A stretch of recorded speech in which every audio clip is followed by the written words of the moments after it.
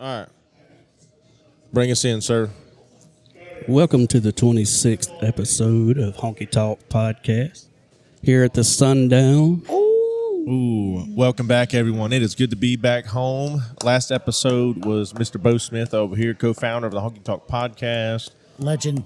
Yep, got to hear a lot of stories. And we were talking, and he was telling me a bunch of like rig stories, like near-death experiences. Oh, yeah. And I was like, we got to come and revisit that because it was so good. But Let's do it. well, yeah, we can start off. So here's my perspective. So he was telling me, like, because, dude, these stories were just like, they were just crazy, man. Like, I didn't realize the danger that you could potentially be in. Trying to make a paycheck. Yeah.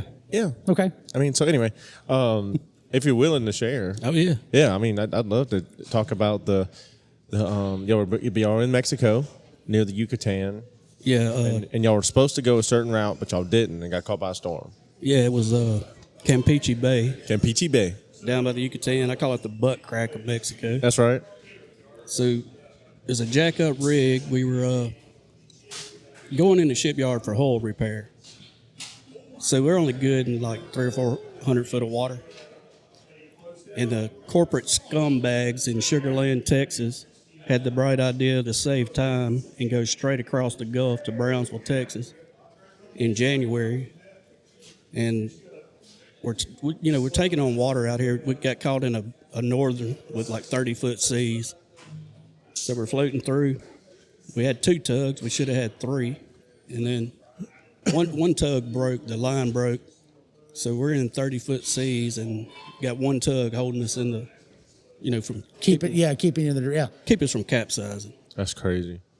And then our hull's leaking, so we're burning up all of our pumps on there, pumping out water. And then our barge engineer, he took the legs and put them down in the water so we could be. It's like outriggers. Yeah, so we wouldn't be top heavy. We're right. in 11,000 foot of water.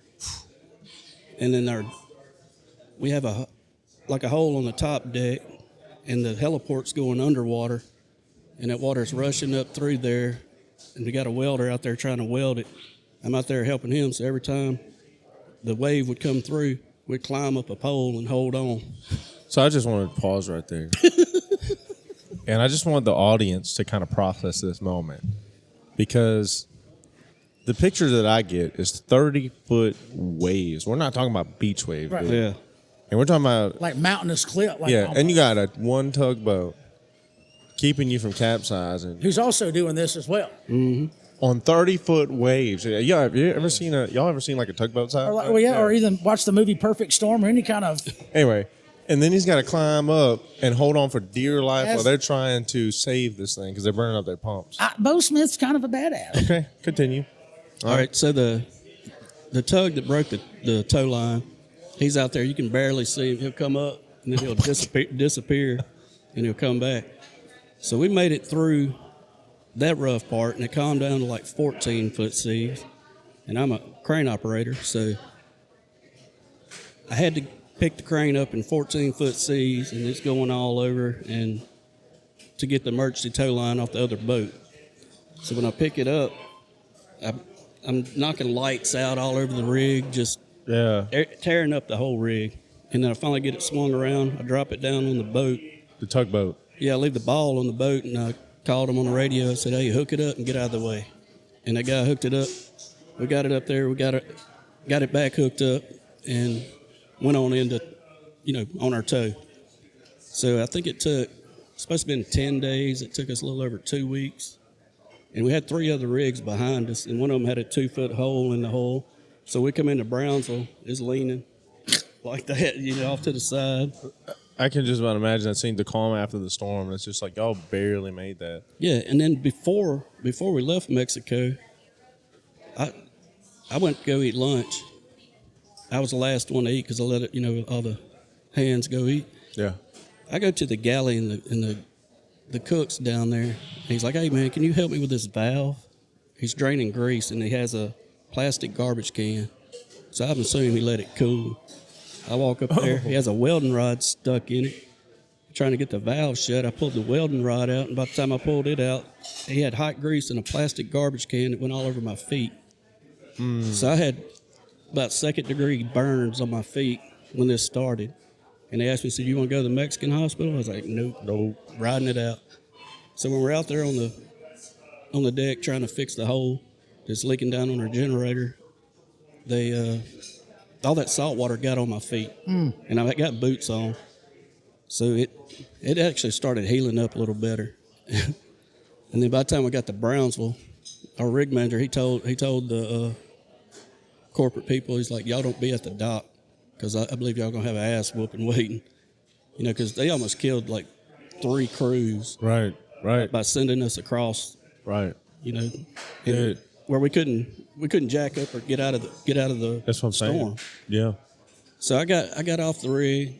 I went to, well, they had golf carts taking people, but I had to walk from the rig all the way to the bus. 2nd-degree burns. 2nd-degree burns on my feet, and then go to the airport. I left Brownsville, went to Houston, left Houston. I lived in Austin, so I flew into Austin. And by the time I got home, I pulled my boots off and just poured blood out of them. It was a horrible experience. Yeah. So anyway, that story stood out to me. And I just want to say, 30-foot waves, swells, or whatever you want to call that, and trying to operate a crane to put in a tugboat the size of a pickup truck. Compared, yeah. I mean, that's hard. Yeah. So I'm just saying that that was crazy. That's a very crazy story. Yeah, then Hurricane Nate built up right on top of us. Yeah. We were supposed to evacuate. So PMEX, they said they weren't going to evacuate us. It wasn't going to be that bad. So it got up to about 110 mile an hour wind. It was so bad it water blasted some of the paint off the crane. Dang. Oh my God. We were 100,000 pounds overloaded, and it was just sitting there swaying. And then we're under well control issues, so we're up there fighting a well, keeping it from, having a blowout, and kind of lube and bleed the whole time. And man, we made it through that. I was like, man, I don't know if I can take any more of this. Right. When I worked in Africa, it seemed like a walk in the park. That's so nuts. Yeah, you can see land in Africa, but but it was something. I've seen lightning strike the water and the biggest fireball you'd ever see at night. Wow. The water spouts, big old shelf clouds, looks like the world's ending. You can't tell where the sky and the ocean meet. I mean, it's an eerie feeling when you see that coming. Yeah, wow. So anyway, I wanted them to share that because that was intense, man. So when you're out there listening to Bo Smith play his good old country boy music, just remember what he went through. He's the real deal. It was the real deal. It paid good money, though. I kind of miss that money. But Yeah. Oh, we got on the subject of helicopters the other day, and we just started talking about that, about him flying in. Did you tell him about them pilots, dude? Oh, yeah.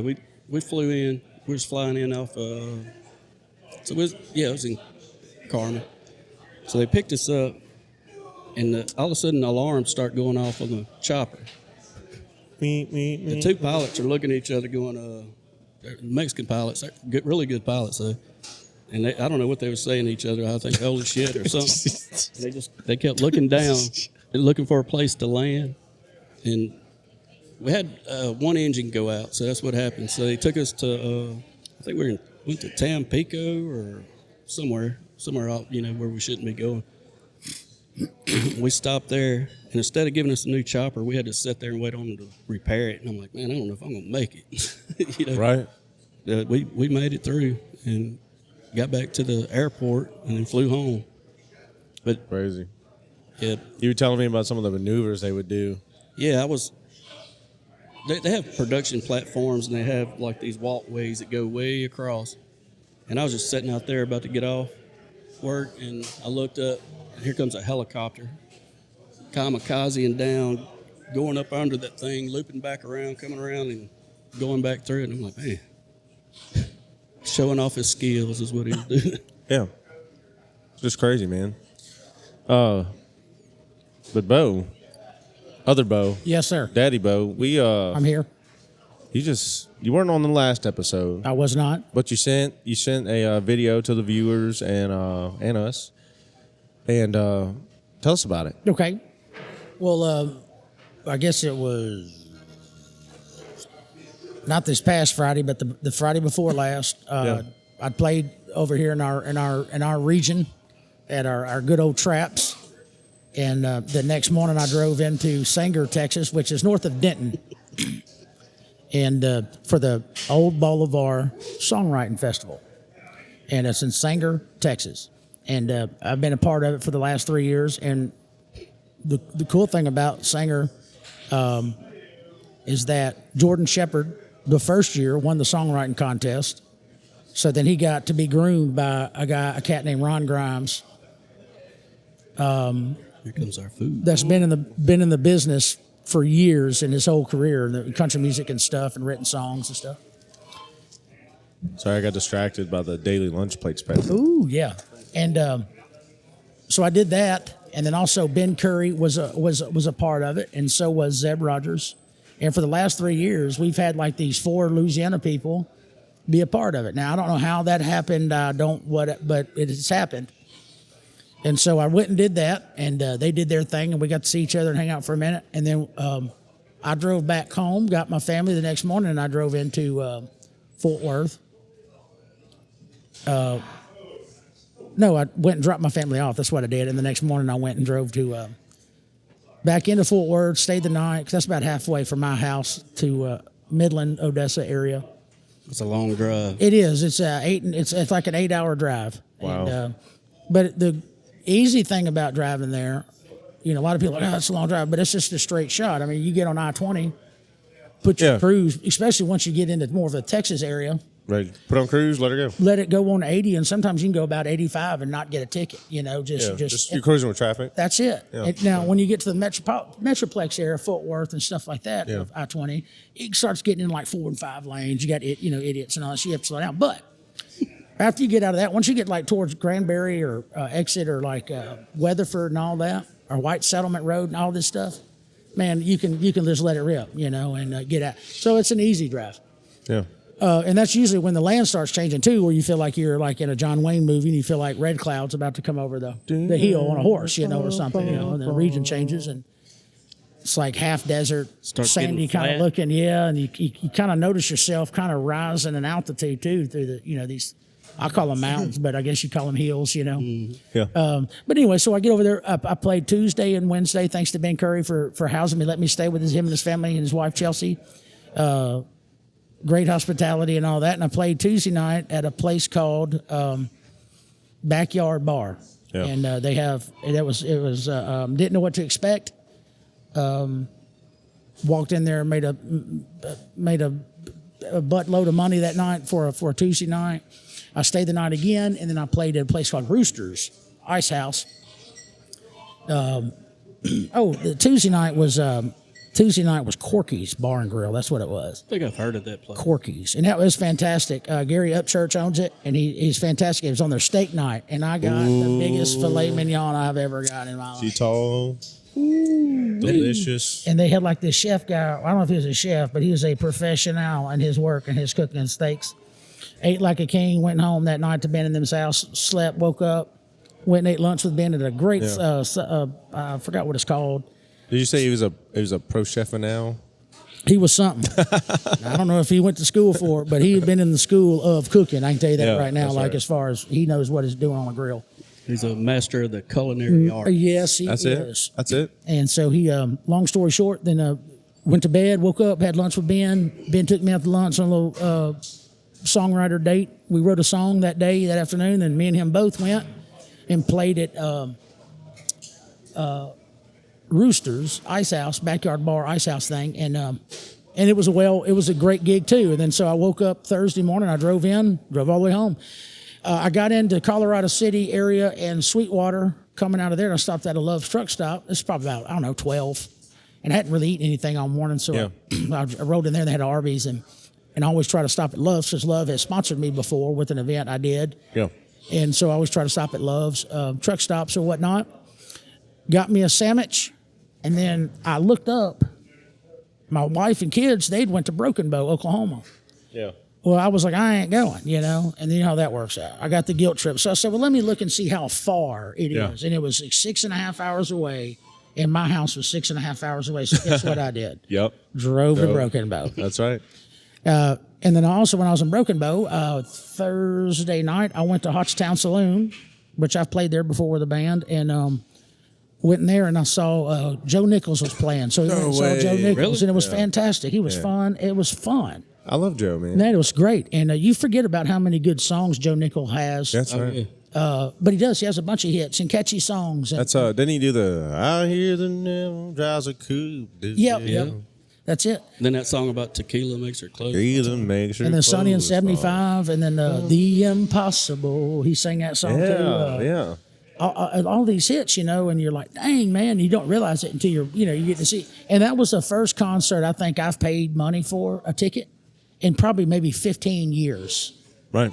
Oh, I thought he was playing like a little hole-to-wall place. Just, No, I mean you had to buy, pay. It was a right. $40 ticket. that's right. not bad. No, but it's not bad at all. And but he was there, and it was fantastic. And the Hochtown Saloon's a really cool place too, because they have this outdoor venue thing, and it's covered and everything. But there's like a little stream that runs through the middle of it. You walk over on the bridge. It's a pretty crazy venue, but but it works. And anyway, so then I came home Saturday morning. Yeah. I got home about 11:30 noon. So I drove about 600 miles. Yeah. Well, maybe 1,200 actually, because if you count it there, it's like 500 something miles to there, to back, and all that. But had a very eventful past weekend. It last probably 10 days. It definitely sounds like it. But it was fun, and met a lot of new fans. Vacation And, too, huh? yeah, well, I guess you. Did you come out ahead, or did you make Oh yeah, no. Yeah. Yeah, baby. Yeah. In 2 days, I may have had to drive 16 hours worth of driving or something to get it, but I made just as much if I'd have played 3 nights here on Thursday, Friday, and Saturday, just in those 2 days over there. Right. not bad? So heck, no, it was worth it. Well, that's what I'm saying, man. It's And they bought merchandise, and Yeah. the people over there are so nice. Like, well, there ain't nothing for these people to do over there. yeah, right. They work, and they're there to work, and Listen to the music. and they or go whatever. out and go to a bar and listen to music. Yeah. And they buy your merch, they buy your stuff, and that helped Exactly. me out a lot of too. I had Yeah. some merch left, I brought it all with me and sold it, and then Yeah.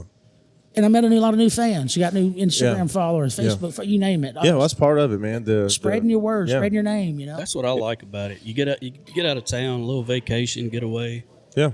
Do some work. But you're right, man. It's both of y'all. It's just that's what it takes, man. Like I think a lot of people maybe just it's easier to look over it when you're not in it. Yeah.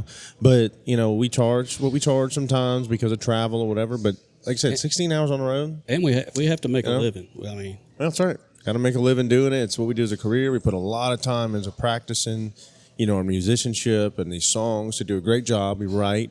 We we travel. We set up sound. A lot of hard work goes into that and the travel time. I mean, it's like you're working out of town.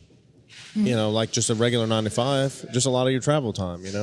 But anyway, we're gonna break for a second because We got lunch, baby. we got lunch, and I've been staring at it, and I'm hungry. Today is the daily lunch plate special.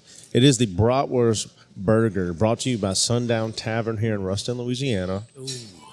Every week, they come up with just something different, right? And it's not really relatively the same. It's like they come up with, sometimes they'll do like a wing thing, sometimes, and then they did a cactus, thing, at the cactus sandwich. Oh, that was That was my favorite. delicious. That was literally one of my favorites. But now they have some right here. They went out of town to Nashville to try some of this bratwurst. They special ordered this, not from the regular distributors. They special ordered it, made a special sauce.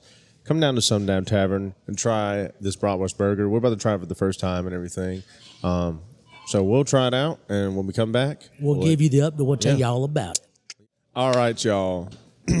Look, welcome back. This is the remnants of what's left. We just took a break off the daily lunch plate special. I inhaled it. I forgot to take a video of it. It is actually delicious. But if you know, Mr. Bo Smith is not here with us right now because it was so good. We had to literally get the mind behind it to talk about it. So, Mr. Corey, I think he's been on here before at least once, talk about something, the daily lunch plate special. Tell us a little bit about what you got going on here, bro. What's the idea? How'd you come up with it? And why is it so good? Well, was briefly telling you guys just a while ago that we did it during 4th of July. Wanted to do some kind of special during that time, and brats always came to mind, and decided to change it up a little bit. So just got some raw brats, uncased them, patted them out, cooked them in a beer braise sauce, which is beer, onions, garlic, and cooked that down, and it became something. It sure did. Something good. Something, if those are people that don't like the sausage casing or whatnot and want to, still have the same burger. Well, Well, it's the experience, same like flavor it's- profile. Yeah. Yeah. Like it's different but the same. Like that's How'd you get into cooking? I've been cooking all my life. We lived out in the country, so we didn't have fast food or anything like that. So Had to figure it out. Had Yeah. to drive 20, 30 minutes, and whenever I was younger, I figured out I liked different food. And so my grandma, she would push for that. So anytime I wanted some kind of Asian food, Grandma would be like, I'll figure out how to do it. So we did egg rolls and all from scratch. And then just other different kind of food like that I got to taste it one time. It's like go back home, and me and Grandma would sit there and learn how to do it. Yeah, that's awesome. So what about Sundown? I mean, how long have you been here? Started right after the grand opening. Was just supposed to be a temporary thing. Right. Did not end up being that. So around the first of the year, Heath asked me if I wanted to step up into a managerial role. Right. It's hard to say no whenever it's sundown. Oh, sure. So, Yeah. and he's been giving me the freedom to come up with different things. And I was about to bring that up too. Your freedom. You seem like you have it. You enjoy it. But every time I see you got a smile on your face, no matter. Yeah. You seem like you enjoy yourself. Yeah. We We got good people to work with, and good owner, Solid crew. good management team. Like it's hard to not say yes. Yeah. Yeah. Well, dude, it's like every time, you're right. Every time I see him, he's really excited to like tell us the daily lunch plate, for the week and stuff. And I can tell you have a passion for it. And I will say that ever since you came on board of Sundown and all this new creativity has been like emerged, I've noticed the quality. No, there's no doubt. Just go up. Yeah. You know what I'm saying? So you've been a great addition. And I appreciate what you do, man. My taste buds love you. It's like gonna get a little wider and on all sides, It's, that's right. That's great. Well, it's a great thing you got going on here, man. Look, we just wanted to give him just a spotlight real Give him quick. some love. Because he is a part of the Sundown family, as well as the HonkyTalk podcast listeners. So we want to give a huge thanks to that.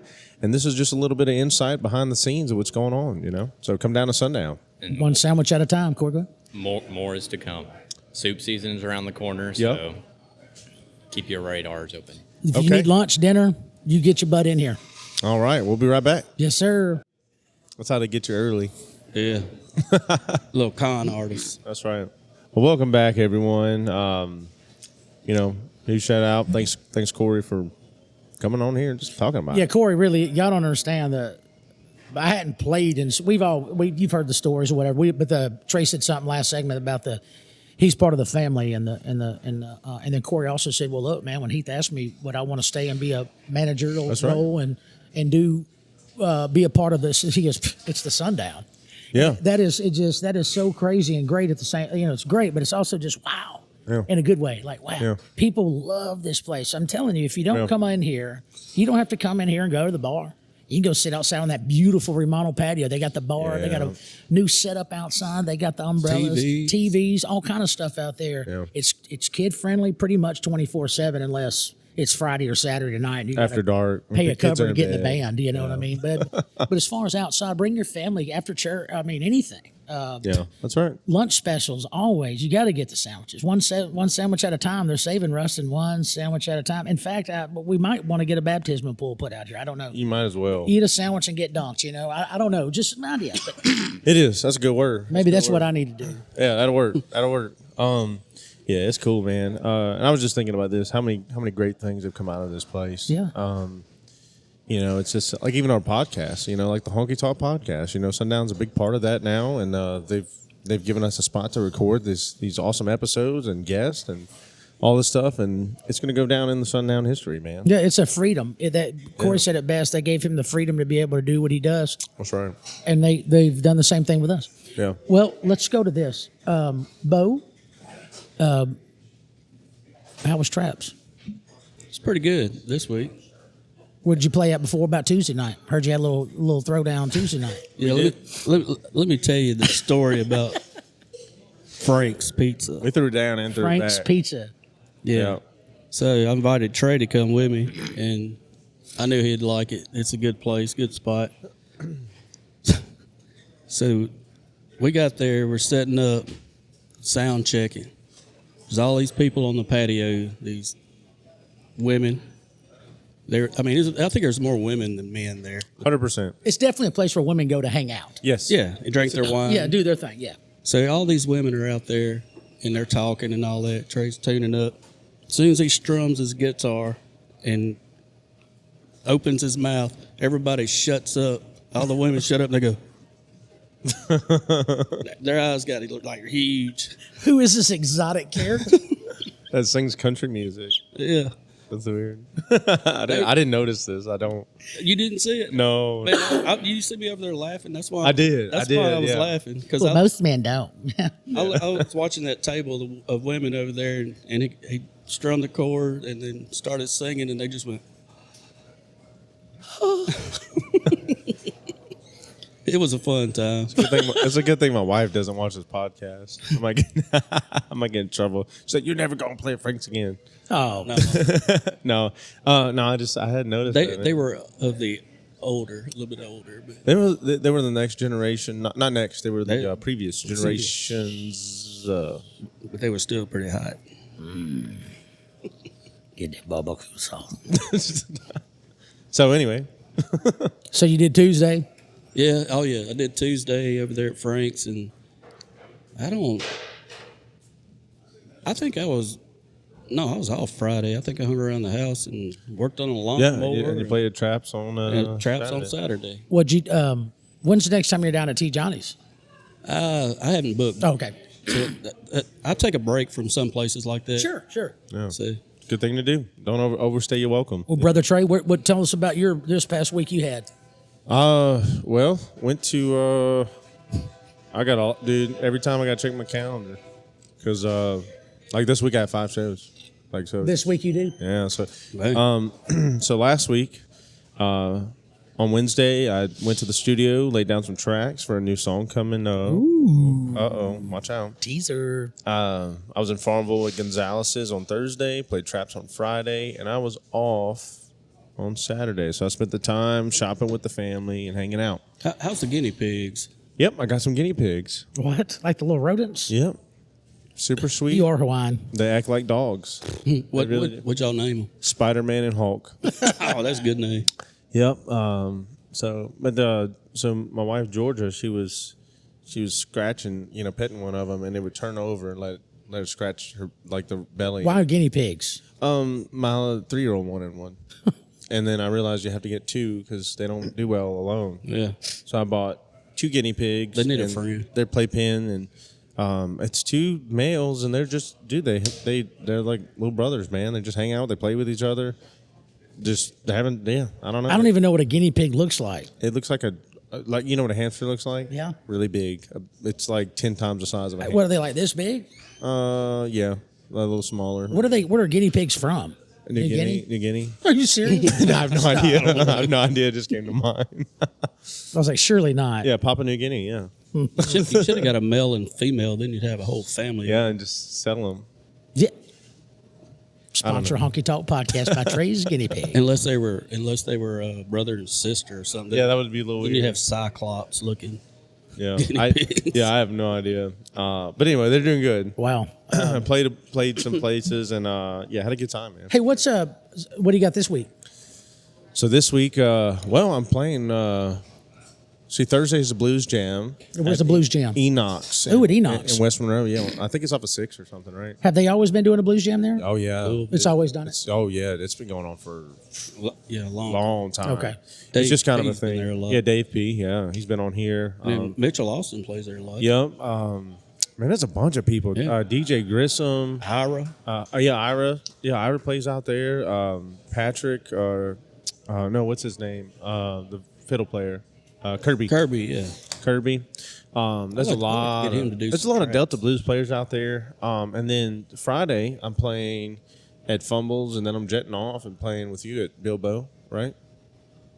Oh, that's right. You are playing Fumbles and Bilbo's. Yeah. I forgot about that. Yes. And then Calhoun, I'm at the Thirsty Farmer, Calhoun, Louisiana. That's And then- another great supporter of the Honky Talk podcast It and is. all our careers. and then I'm also playing a private show after that. So I've got a few shows. You get it, Don? Yeah, got a few. I'm staying busy. I was supposed to go in the studio in a couple of days, but I've had to reschedule because one of the things as an independent musician, You gotta give your vocals enough time to like rest and not overdo it. Because it can, I've damaged my vocal cords before. Wow. And just over singing. And I don't know if it was due to just the improper way of doing it or just the longevity of it, but I was putting a great amount of hours on my vocals. And then eventually I did kind of, I don't know if I tore it or just strained it.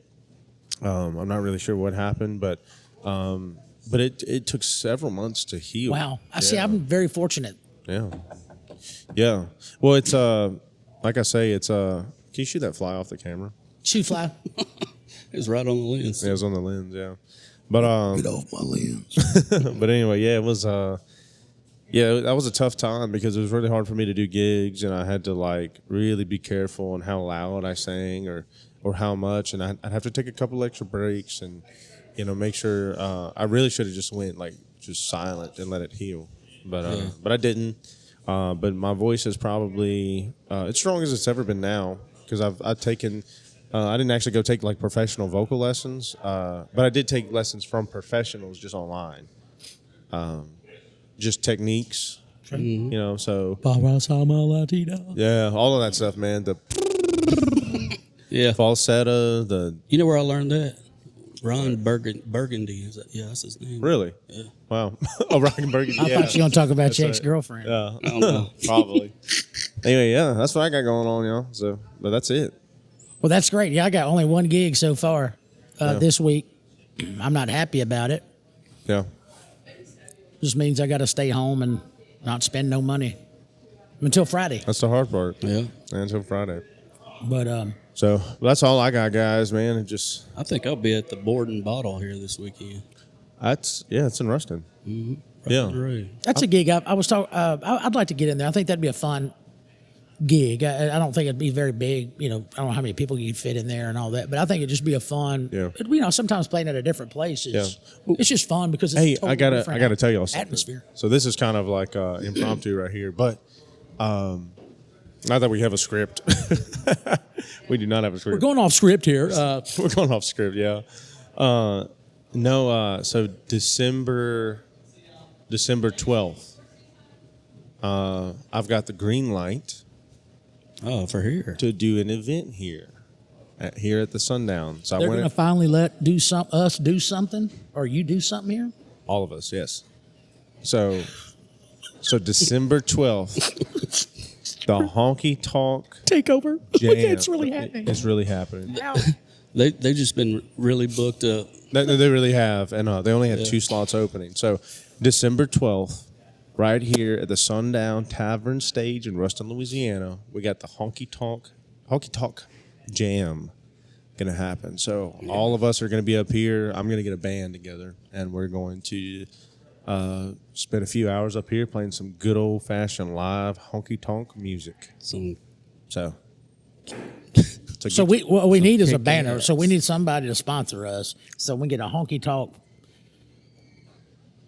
Presents banner. Yep. Email us, Facebook messages. You know the drill. That's it. So, well, look, I've had a great time. Y'all. Me too. Let's get out of here. Let's get I'm out ready of to go here. see this beautiful weather. That's right. So, until next time, We love you. and we appreciate you. Thank you for watching the Honky Talk podcast brought to you by the Sundown Tavern. Where we're roasting one sandwich at a time. The Honky Talk podcast. And it's honkies with a key.